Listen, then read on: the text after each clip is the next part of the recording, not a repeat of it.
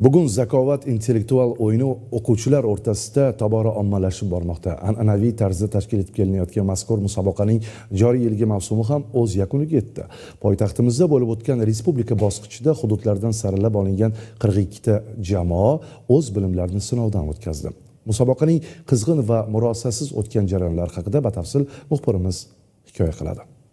Zakovat intellektual klubi Maktabgacha va maktab ta'limi vazirligi hamda Yoshlar ishlari agentligi hamkorligida tashkil etilgan ushbu bilimlar bellashuvi joriy yilda 8 mingdan ziyod jamoalarda 57 mingdan ortiq maktab o'quvchilarini qamrab oldi. 5 yildan buyon an'anaviy o'tkazilayotgan turnir 3 bosqichda tuman, shahar, viloyat va respublika bosqichlarida tashkil etiladi. Yildan yilga o'quvchilarning qamrovi ham oshib borishi barobarida mukofotlar ham imkoniyatlar ham oshib bormoqda. Hududiy bosqichlarimiz 21-aprel kuni bo'lib o'tdi. Unda 624 ta jamoadan 5 mingga yaqin ishtirokchilar qatnashdi.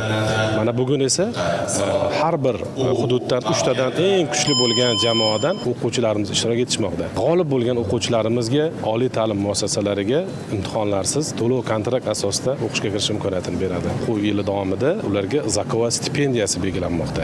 Yakuniy bosqichga yetib kelgan 42 ta jamoa mavsum chempionligi uchun bellashdilar. 4 ta tur, har biri 12 tadan jami 48 ta savol umumta'lim fan darsliklaridan tuzilgan. Bizda hozir 12 ta savol o'ynaldi. Ulardan ta'qib materiallar biz uchun oson bo'ldi. Unchalik qiyin savollar topsa bo'ladigan maktab darslaridan chiqyapti hammasi.